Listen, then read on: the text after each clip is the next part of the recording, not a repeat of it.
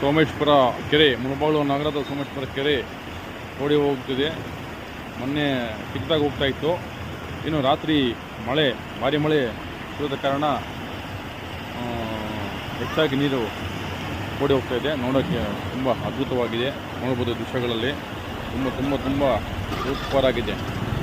ನೋಡಿಲ್ಲಿ ರಾತ್ರಿ ಮಳೆಯಿಂದ ಭರ್ಜರಿ ಓಡಿ ಹೋಗ್ತಾ ಇದೆ.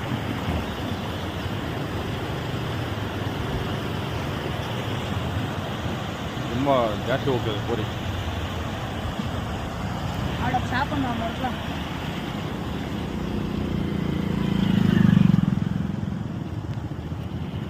ನೋಡ್ತಿರ್ಬೋದು ಇಲ್ಲಿ. ಅಂದರೆ ಸೇತುವೆ ನಿರ್ಮಾಣದಿಂದ ತುಂಬ ಅನುಕೂಲ ಆಗಿದೆ ಅಂತ ಹೇಳ್ತೇನೆ.